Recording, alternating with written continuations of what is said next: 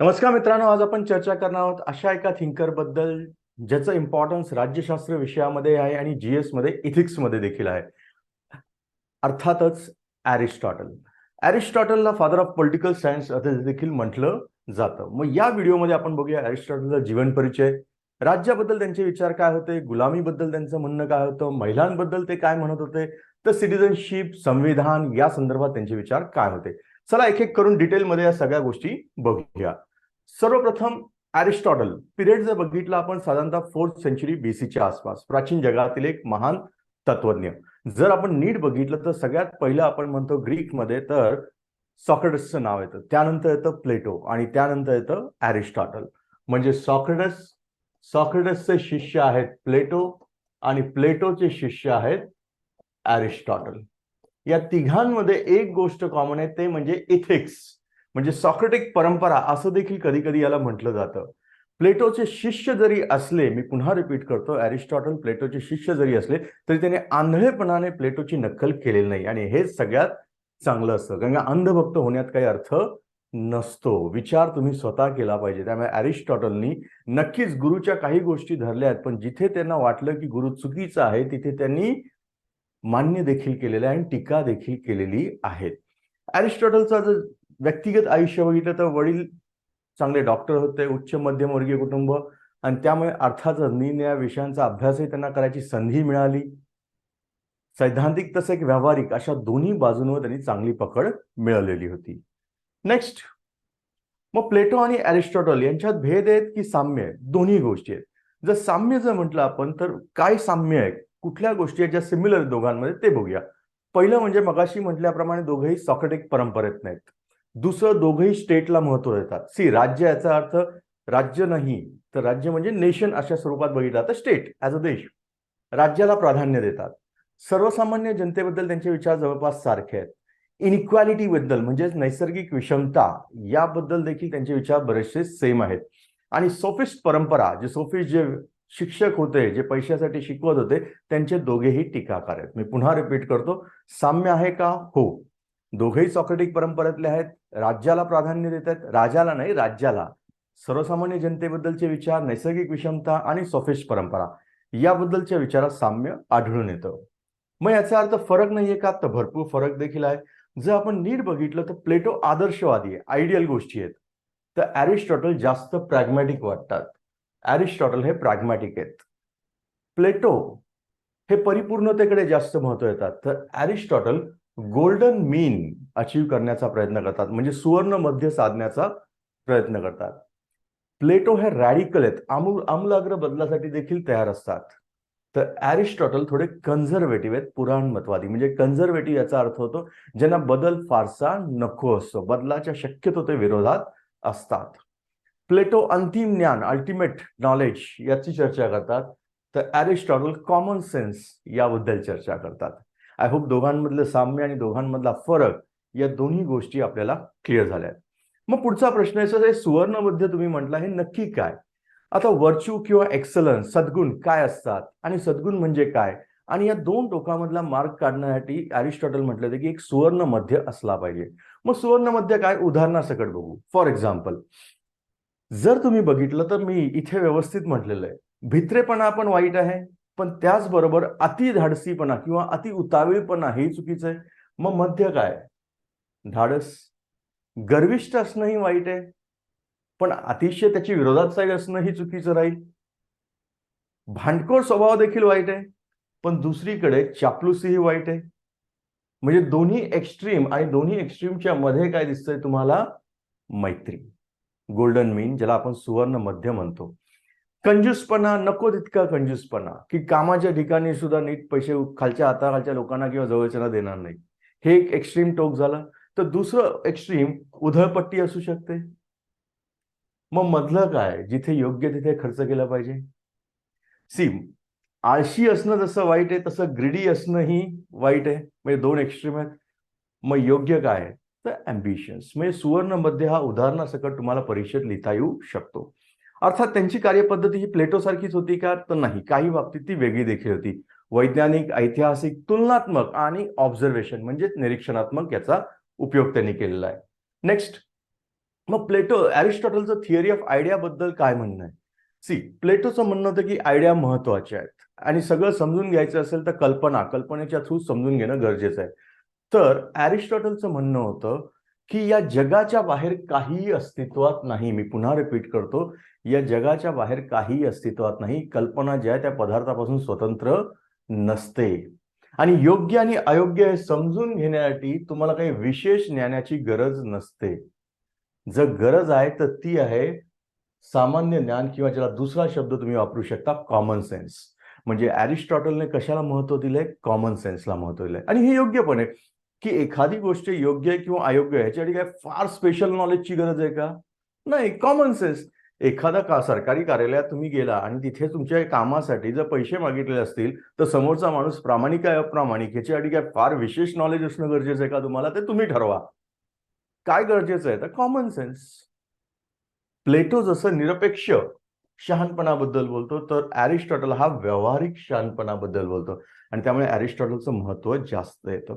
सॉक्रेटिकला आपण जगातलं हुशार व्यक्ती त्यावेळी मानलं जात होतं, तर अरिस्टॉटल या दुनियादारीमधला हुशार असं मानलं जात होतं. आय होप दोन्हीतला फरक क्लिअर झालेला आहे. मग पुढचा प्रश्न आहे की सर अरिस्टॉटलने राज्याबद्दल काही म्हटलंय का? काही विचार आहेत, काही स्टेटमेंट्स आहेत, त्या बघू. अरिस्टॉटलचं म्हणणं होतं की माणूस हा स्वभावाने राजकीय प्राणी आहे. हा प्रश्न परीक्षेला देखील येऊन गेलेला आहे, त्यामुळे परीक्षेसाठी महत्वाचा आहे. मग तुम्ही म्हणाल की सर माणूस हा सोशल प्राणी असं आम्ही ऐकलं होतं, सामाजिक प्राणी आहे. तुम्ही राजकीय का लिहिताय? असं वाटत नाही की राजकीय प्राणी म्हणण्यामागचं काही कारण आहे. मधमाशा असो, हत्ती असो, हेही सोशल प्राणी आहेत. पण मला एक सांगा, हे जी उदाहरणं दिली आणि मनुष्य यांच्यात काही फरक दिसून येतो का?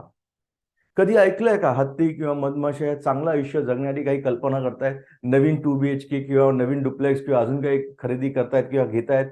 असं नाही. मग ही क्रिएटिव्हिटी, इमॅजिनेशन, स्पीच या सगळ्या गोष्टी कुणाला आहेत? व्यक्तीला आहेत. आणि म्हणूनच व्यक्ती हा एक राजकीय प्राणी आहे. तो नेहमी चांगल्या आयुष्यासाठी प्रयत्न करत असतो. मग पुढचं स्टेटमेंट आहे, राज्य हे व्यक्तीच्या आधीचं आहे. कोण आधी आहे? राज्य. ना तुम्ही म्हणाल की सर चुकीचं बोलताय. हे कसं शक्य आहे? का आता ऐतिहासिक दृष्ट्या बघितलं, नीट लक्ष द्या, ऐतिहासिक दृष्ट्या बघितलं तर पहिला मनुष्य पाहिजे, पहिलं मनुष्य पाहिजे, मग कुटुंब पाहिजे, मग गाव पाहिजे आणि मग राज्य पाहिजे. जर ऐतिहासिक दृष्ट्या बघितलं तर तुम्ही असंच वाटणार सर तुम्ही चुकीचं सांगताय. हो, ऐतिहासिक दृष्ट्या तुमचं म्हणणं बरोबर आहे, पण मला सांगा, लॉजिकली तुम्ही नीट विचार करा. राज्याच्या आधी मनुष्य होता, परंतु त्याच्या जगण्यात काही फारसा अर्थ होता का? त्यामुळे अरिस्टॉटलचं म्हणणं होतं की राज्यामुळे मनुष्याच्या जगण्याला अर्थ प्राप्त होतो. राज्य असतंच कशासाठी? राज्य अस्तित्वात येतं जीवनाच्यासाठी आणि चांगल्या जीवनासाठी ते चालू राहतं. म्हणजेच नेहमी राज्याचा मेन हेतू असतो लोकांचं आयुष्य चांगलं बनलं पाहिजे आणि त्या लॉजिकने त्यांनी राज्याला प्रायर म्हटलेलं आहे. State is prior to human being. I hope अर्थ कळलेला आहे. नेक्स्ट, राज्य हे सर्व संघटनांमध्ये सर्वोच्च आहे. हे बरोबर आहे का? अर्थात बरोबर आहे. का तर व्यक्ती ही परिपूर्ण नाहीये म्हणून त्याला कुटुंबाची गरज पडते. कुटुंब परिपूर्ण नाहीये म्हणून तुम्हाला गावाची गरज पडते. गाव परिपूर्ण नाही म्हणजे राज्याची. म्हणजे अल्टिमेटली सगळ्या संघटनांमध्ये जर सर्वोच्च काय आहे तर राज्य आहे. आणि राज्य हे मानवी जीवनासारखं असतं, मानवी बॉडीसारखं. तिचा स्वतःचा भाग म्हणजे व्यक्ती. असं कधी बघितलं का एका हाताचा जन्म झाला किंवा एका डोक्याचा जन्म झाला? नाही. म्हणजे राज्य बायोलॉजिकल उदाहरण त्याने का दिलं? तर वडील मेडिकल फील्डमध्ये होते, त्यामुळे थोडासा वारसा हा होताच. मग जर तुम्ही राज्याला संपूर्ण शरीर असं म्हटलं तर व्यक्ती हा त्याचा एक भाग म्हणता येऊ शकतो. राज्य ही स्वयंपूर्ण संस्था आहे, तर गाव किंवा कुटुंब नाही. हे मगाशीच मी म्हटलं होतं. आणि जर कोणी असं म्हणू शकत असेल की सर मी राज्याशिवाय जगू शकतो, मला देशाची गरज नाही, मला राज्याची गरज नाही, तर अरिस्टॉटलच्या मते एक तर तो पशु आहे किंवा देव आहे, तो माणूस मात्र होऊ शकत नाही. कसा होईल तो माणूस? का तर माणूस राज्याशिवाय जगू शकत नाही. त्यामुळे असं जर कोणी म्हणत असेल की मी जगू शकतो तर त्याच्याकडे एक्स्ट्रा ऑर्डिनरी पॉवर्स आहेत. मग एक्स्ट्रा ऑर्डिनरी पॉवर एकतर पशूंकडे असू शकतील किंवा देवाकडे असू शकतील, माणसाकडे तर नक्कीच असू शकत नाहीत. आय होप अरिस्टॉटलच्या काही स्टेटमेंट्स तुम्हाला समजलेले आहेत. नेक्स्ट, अरिस्टॉटल गुलामगिरीबद्दल देखील चर्चा करतो, ज्याच्यावरती आजच्या काळात टीका होत असते बऱ्याचदा. अरिस्टॉटलचं म्हणणं होतं की गुलामगिरी किंवा गुलामी, स्लेव्हरी ही नुसतीच नैसर्गिक नाही तर ती उपयुक्त सुद्धा आहे. म्हणजेच गुलामी ही नॅचरल पण आहे, इकॉनॉमिकल सुद्धा आहे आणि तिची युटिलिटी पण आहे व्यवहारामध्ये. मग तुम्ही म्हणाल सर आता तर आम्ही गुलामी मानत नाही. अरे राजा, आत्ता नाही मानत, पण हा काळ 2000 वर्षाच्या पलीकडचा काळ आहे. त्या काळात अरिस्टॉटलचं वक्तव्य केलं. आणि मी नेहमी म्हणत असतो की कुठलाही थिंकर असो, तो अभ्यास करताना त्या काळाचा, तो ज्या ठिकाणी राहत असेल त्या भागाचा आणि जगाचा थोडाफार अभ्यास केला पाहिजे. तर थिंकर आणि त्याचे विचार समजणं जास्त सोपं जातं. त्यामुळे अरिस्टॉटल जे बोलतं हे 2000 वर्षापूर्वीचं. आज तुम्ही जे गुलामी अबॉलिशन आहे ते मान्य आहे मला. मग अरिस्टॉटल इथे गुलामांचा ज्यावेळी विचार करतो त्यावेळी दोन प्रकारचे गुलाम आहेत, एक नैसर्गिक आणि एक कायदेशीर गुलाम.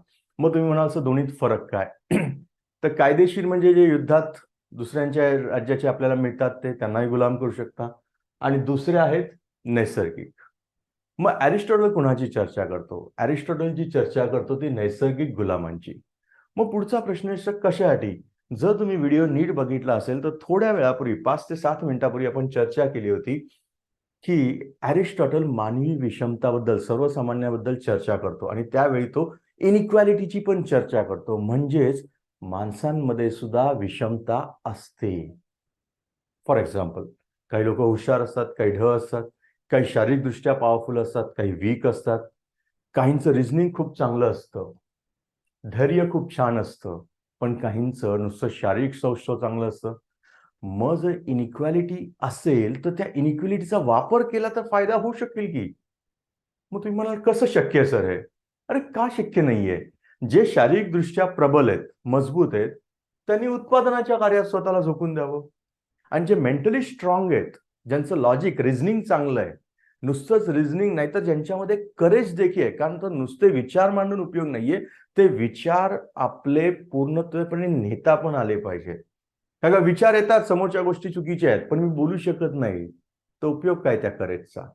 ते करेज नाहीच म्हणावं लागेल. मग अशा ज्या व्यक्ती ज्या मानसिक दृष्ट्या मजबूत आहेत, म्हणजे योग्य विचारही करतायत आणि त्यांच्यामध्ये करेजही आहेत, तर ते राज्याच्या कारभारात कामाला येतील.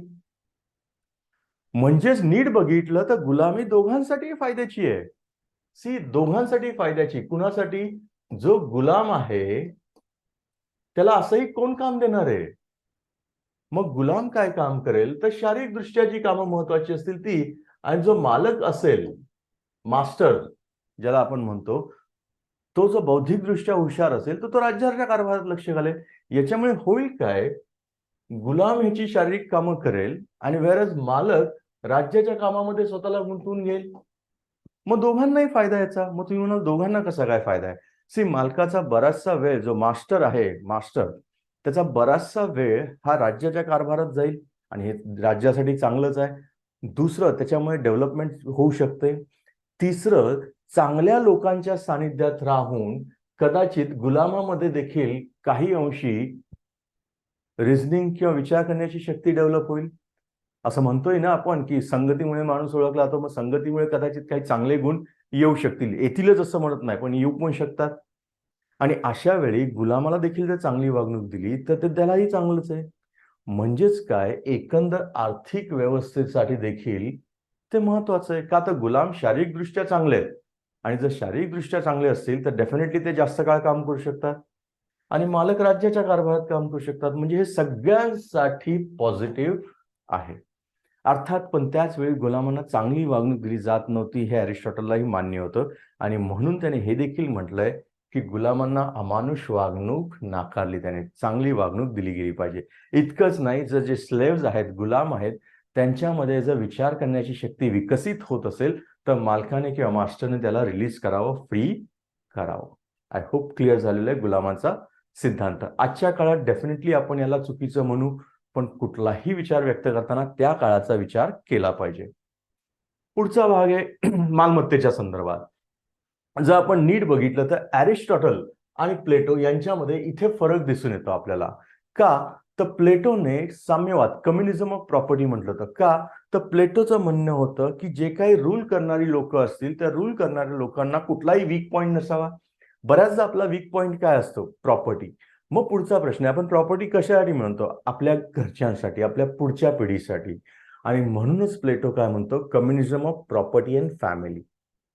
अरिस्टॉटल मात्र याला विरोध करतो. जरी त्याचा शिष्य असला तरी तो त्याला विरोध करतो. त्याचं म्हणणं हेच योग्य नाही. प्रॉपर्टी ही चांगली गोष्ट आहे.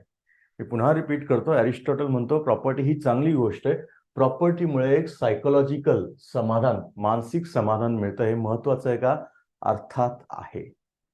पण त्याच वेळी अरिस्टॉटलला हे देखील माहिती आहे, अतिसंपत्ती असणं देखील वाईट आहे. म्हणजेच अरिस्टॉटलचं म्हणणं काय आहे की खाजगी मालमत्ता ही आवश्यक आहे का? अर्थात आवश्यक आहे. का? तर त्याने एक मानसिक समाधान मिळतं की. फॉर एक्झाम्पल, तुम्ही खूप शिकला, तुम्हाला चांगल्या पगाराची नोकरी मिळाली, तुमच्या गरजा बेसिक पूर्ण होतात, पण तरीही ते एक रिकॉग्निशन असतं, एक मोटिवेशन सोर्स असू शकतं. म्हणून खाजगी मालमत्ता असली पाहिजे का? हो. पण त्याच वेळी ती अति देखील नसली पाहिजे. याच्यासाठी त्याने काही गोष्टींचा विचार केलाय. कशा पद्धतीने? नीट बघा. हा टेबल नीट समजून घ्या, परीक्षेला विचारला जातो. मालकीनुसार त्याचं यूज कसा होणार आणि रिमार्क असावी की नसावी. कॉमन मालकी सगळ्यांशी आणि यूज सगळ्यांनीच करायचा. म्हणजे एखादी संपत्ती, तिचा मालकी हक्क सगळ्यांकडे आणि वापरही सगळ्यांनी करा. यूज म्हणजेच वापर आणि मालकी. अर्थात हे योग्य आहे का? नाही. का? तर एखाद्या गोष्टीवर जर सगळ्यांचाच हक्क असेल तर तिला चांगलं मेंटेन करणार कोण? जेव्हा ती सगळ्यांचीच जबाबदारी असते तेव्हा ती कुणाचीच जबाबदारी नसते. हे आपण बऱ्याचदा सार्वजनिक जीवनात बघत असतो की की एक संस्था दुसऱ्या संस्थेवर आरोप टाकते, दुसरी तिसऱ्यावरती टाकते. त्यामुळे कॉमन मालकी आणि कॉमन वापर हे काही पटण्यासारखं नाहीये. मग पुढचं काय? तर सगळ्यांनी मिळून संपत्ती गोळा करायची आणि एका व्यक्तीने त्याचा यूज करायचा. हे योग्य आहे का? नाही. हे असं वाटेल तुम्हाला की शोषण करणारे जे राजे होते किंवा आफ्रिकेमध्ये वगैरे कोणी राजे असतील आताच्या काळात, तर ते शोषण होईल तिथे, की सगळे काम करतात आणि एक जण मजा मारतोय. हे देखील योग्य आहे का? नाही. पण व्यक्ती कमवते आणि त्याचा उपयोग सगळ्यांसाठी होतोय, हे योग्य आहे का? अर्थात योग्य आहे. का? व्यक्ती कमवतोय याच्यामुळे तिची खाजगी मालमत्ता झाली. दुसरं, प्रॉपर्टी असल्यामुळे त्याचं मानसिक समाधान त्याला आलं. तिसरं, कॉमन यूज. का? तर तुम्हाला असं वाटत नाही की गांधीजी देखील ट्रस्टशिपचं मॉडेल म्हटलं होतं गांधींनी, आणि अरिस्टॉटलची ही चर्चा कुठेतरी गांधीजींच्या ट्रस्टीशिप मॉडेलकडेच जाते. का? तर ज्यावेळी तुम्ही संपत्ती निर्माण करत असता त्यावेळी ती तुमची एकट्याची निर्मिती नसते, त्याच्यामध्ये बऱ्याच लोकांचा सहभाग असतो. मग सगळी संपत्तीची गरज तुम्हाला आहे का? नाही. तर जेवढी तुम्हाला आवश्यक आहे तेवढी ठेवा आणि बाकीच्याचा उपयोग कुणासाठी केला गेला पाहिजे? सर्वसामान्यांसाठी. हेच गांधीजी देखील म्हणवते आणि अरिस्टॉटल देखील यालाच योग्य म्हणतो. मग जर इंटरव्ह्यूला किंवा मुख्य परीक्षेला हा प्रश्न आला की गांधीजी आणि अरिस्टॉटल यांच्यात प्रॉपर्टी बद्दलचे विचार चर्चा करा, तर हे उत्तर तुम्हाला देता आलं पाहिजे. आय होप कळलंय. म्हणजे इंडिव्हिज्युअलची मालकी, पण यूज कॉमन. फॉर एक्झाम्पल, बरेचसे उद्योगपती आपण चांगले चांगले मोठे बघतो की ज्यांची बरीच प्रॉपर्टी आहे पण ते बराचसा त्यातला पैसा डोनेट करतात सार्वजनिक कार्यासाठी. हे चांगलं आहे का? अर्थात चांगलेलं आहे. आय होप प्रॉपर्टीचा सिद्धांत क्लिअर झालेला आहे. मग पुढचं आहे महिलांच्या बाबतीत यांची भूमिका काय होती. आता मगाशीच म्हटल्याप्रमाणे अरिस्टॉटल हे कन्झर्वेटिव्ह होते आणि जर ते कन्झर्वेटिव्ह असतील तर ते फारसा बदल अपेक्षित करत असतील का? इव्हन छोट्याशा बदलालाही मोस्टली नकारच असेल. आणि त्यामुळे महिलांच्या बाबतीत थोडेसे यांचे विचार हे नेगेटिव्ह वाटतात. त्यामुळे बरेच लोक यांना पॅट्रियार्क असंही म्हणतात. अँटी विमेन ही काही जण टीका करतात. अरिस्टॉटलच्या मते महिलांची भूमिका ही कुटुंबापुरती मर्यादित असावी. कुटुंबाकडे बघा आणि महिलांचं सगळ्यात चांगलं ठिकाण कुठलं? तर घर. घर सांभाळा, बस झालं. त्यामुळे महिलांना शिक्षणाची गरज नाही, काही नाही. त्यांनी घर सांभाळावं, मुलं सांभाळावी, जेवण वगैरे करावं, बस खूप झालं. मग थोडक्यात असं म्हणतो लोक की अरिस्टॉटल हे सुप्रिमसीची चर्चा करतायत. कुणाची? की स्त्रियांपेक्षा पुरुष श्रेष्ठ आहेत, गुलामांपेक्षा मालक श्रेष्ठ आहे आणि ग्रीक हे इतरांपेक्षा श्रेष्ठ आहेत. कुठेतरी आहे हे. आणि म्हणूनच कधी कधी अरिस्टॉटलला स्पोक्स पर्सन म्हटलं जातं. स्पोक्स पर्सन म्हणजे यांची तो भाषा करतो असं म्हटलं जातं. कशाचा?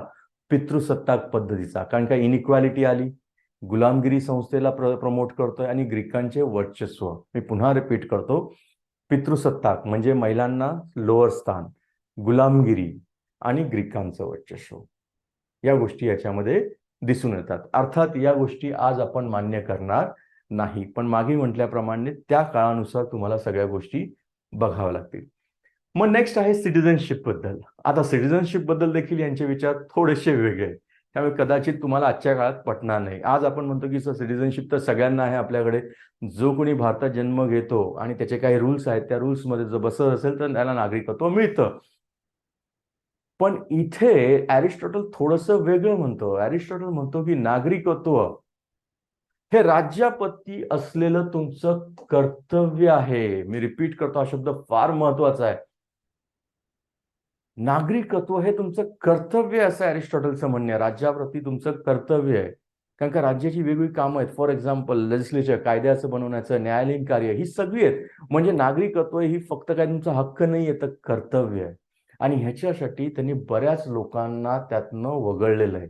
अर्थात वगळण्याची कारणंही दिली आहेत अरिस्टॉटलने. फॉर एक्झाम्पल, आता नीट लक्ष द्या, अरिस्टॉटलचं म्हणणं आहे नागरिकत्व हे कर्तव्य आहे. म्हणजे तुम्ही काहीतरी करायचंय, कामं करायची. कुठली? एक तर कायद्याच्या बाबतची किंवा न्यायालयीन कामं. म्हणजे तुम्हाला तुमचा बराचसा वेळ हा राज्यासाठी डिवोट करावा लागणार आहे. मग कोण कोण आहे जी ही कामं करू शकणार नाहीत? बघा, महिलांना त्यांनी वगळलंय. मग तुम्ही म्हणाल सर महिलांना का? आता तर सगळ्यांना. अरे बाबा, त्या काळानुसार कारण दिलं असेल ना. अरिस्टॉटलचं म्हणणं होतं की महिला या कौटुंबिक घडामोडीमध्ये इतक्या इन्व्हॉल्ड असतात, घर सांभाळण्यापासून कुठेही असतो त्यांना वेळ, त्यामुळे महिला नको. लहान मुलं अजिबात गरज नाही. का? तर लहान मुलांमध्ये मॅच्युरिटी कुठे असते, परिपक्वता नाहीये, त्यामुळे त्यांनाही वगळलेलं आहे. म्हातारी माणसं, एजेड पीपल, त्यांनाही वगळलंय. का?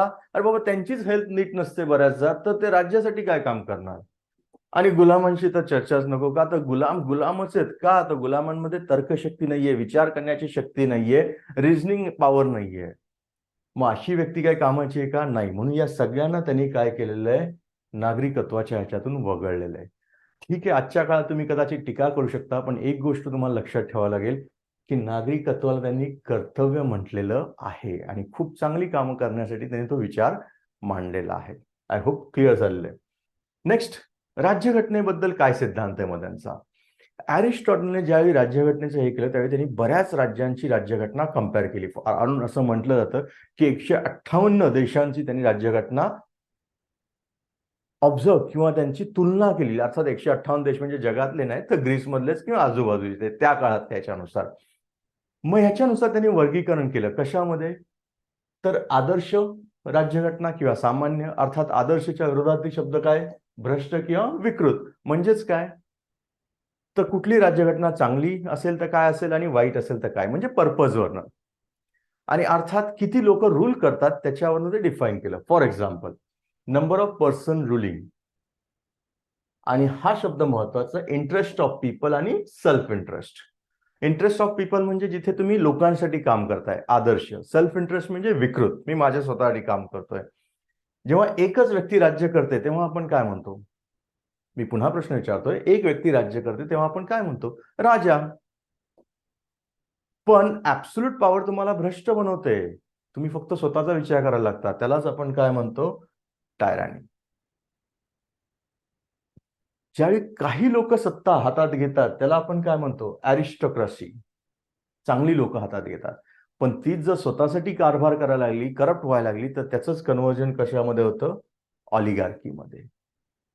आणि ज्यावेळी पुष्कळ लोक राज्य करतात लोकांसाठी, चांगल्या लोकांच्या कल्याणासाठी, त्याला पॉलिटी म्हटलेलं आहे. पण पॉलिटीमध्ये ज्यावेळी भ्रष्ट प्रकार येतो त्याला त्यांनी म्हटलेलं आहे डेमोक्रेसी. आय होप डेमोक्रेसीचा उल्लेख कुठे आहे हे देखील तुम्हाला कळलेलं आहे. नेक्स्ट, पुढचा प्रश्न आहे मग, सर राज्यघटनेचा सिद्धांत मांडताना त्यांनी असं का म्हटलंय आणि कुठली राज्यघटना चांगली म्हटलं? आता नीट बघा, अरिस्टॉटलचं म्हणणं होतं की जरी तुम्ही म्हटलं की राजेशाही, रूल ऑफ सिंगल पर्सन चांगलं आहे, पण ते व्यवहार्य होईल का? सगळीकडेच टिकेल का? डिफिकल्ट वाटतंय. का?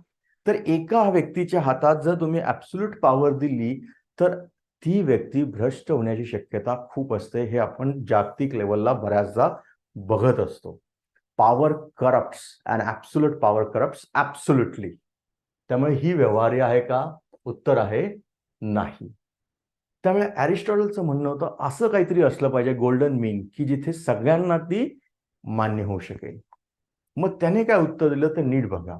श्रीमंत लोक गरिबांवर विश्वास ठेवतात का? नाही. श्रीमंत गरिबांवर गणतीत पण धरत नाही. पण गरीब श्रीमंतावर विश्वास ठेवतात का? नाही. म्हणजे श्रीमंतही गरीबावर विश्वास ठेवत नाही, गरीबही श्रीमंतावर विश्वास ठेवत नाही, पण नीट लक्षात घ्या, दोघंही मध्यम वर्गांवरती विश्वास ठेवतात की.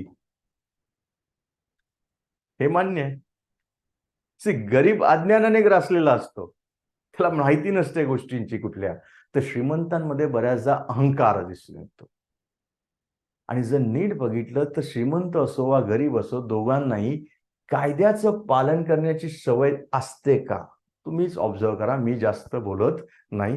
किती श्रीमंत लोक जे कायदे पाळतात का, की कायदे मोडण्यामध्ये प्रिव्हिलेज मानतात? दिसून येतं आपल्याला बऱ्याचदा.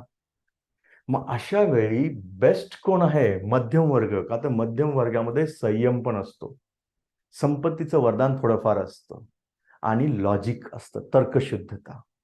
आणि कायद्या ह्याच्यामध्ये सर्वात मोठं उदाहरण मध्यम वर्गाचं इतिहासात. तर मध्यम वर्ग हा डेफिनेटली फायदेशीर राहू शकतो. म्हणजे पुन्हा गोल्डन मीन. इतकंच नाही तर अरिस्टॉटलचं एक म्हणणं होतं की पॉवर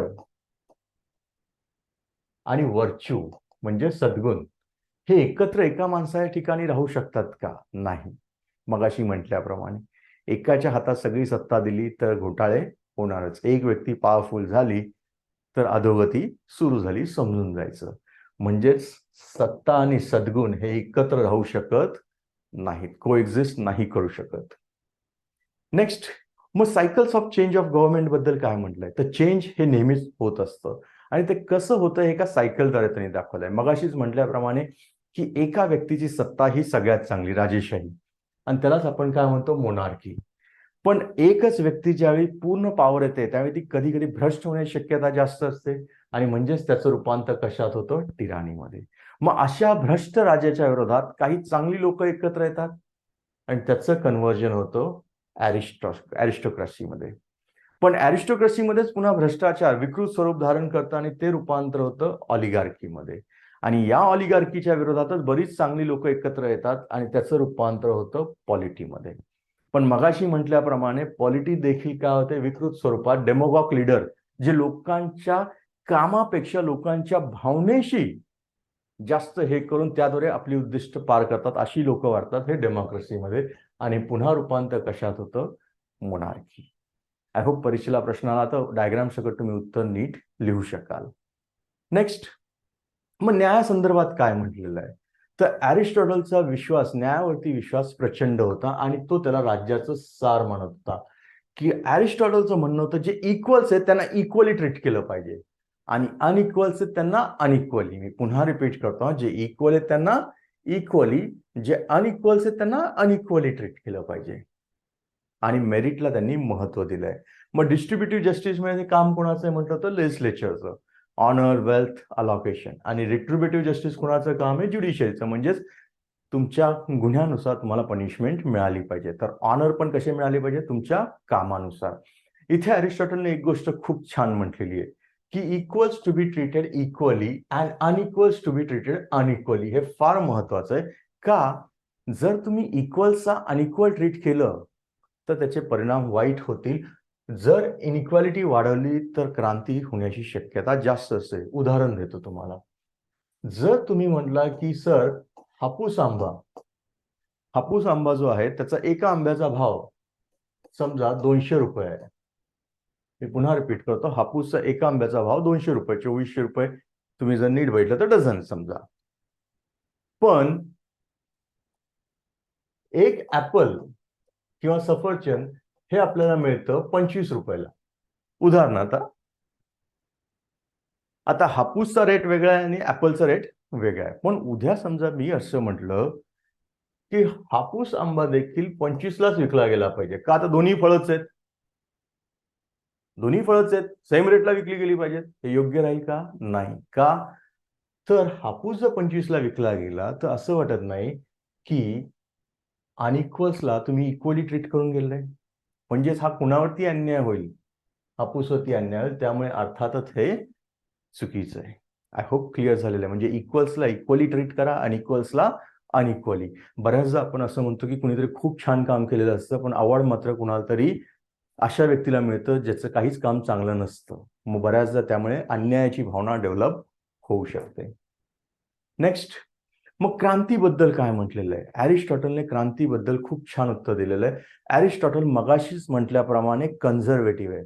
जर कन्झर्वेटिव्ह आहे तर त्याचा अर्थ ते बदलासाठी फारसे तयार असतील का? नाही. इव्हन छोट्याशा बदलाला देखील ते क्रांती म्हणतात. मग अर्थात क्रांती जर त्यांनी म्हटलं तर क्रांतीची कारणं पण दिलेली असणार आणि क्रांती कशी थांबवायची याचे उपाय सांगितलेत. मग कारण काय? तर मगाशीच म्हटल्याप्रमाणे अन्यायाची भावना.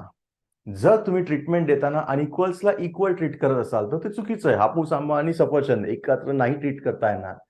एखादा एमटेक झालेला आहे प्रोफेसर आणि त्याचा पगार तुम्ही एकदम सर्वसामान्य शिक्षकाशी केला तर कसे तुलना चालू नाही चालणार. म्हणजेच जर विषमतेची भावना, मग ती वास्तविक असो काल्पनिक, याने इश्यूज होऊ शकतात. अन्यायाची भावना नसली पाहिजे. अन्याय जर झाला, इनजस्टिस झालं तर तिथे इश्यू होणार. स्लेव्ह आणि मास्टर यांना एकत्र ट्रीट नाही. गुलाम आणि मालक एकाच लेवलला ट्रीट करता येईल का? नाही. हा मालकावरती अन्याय होईल आणि मालकाला गुलामासारखं ट्रीट करणं तेही चुकीचं. म्हणजे दोन्ही गोष्टी चुकीच्या होणार आहेत.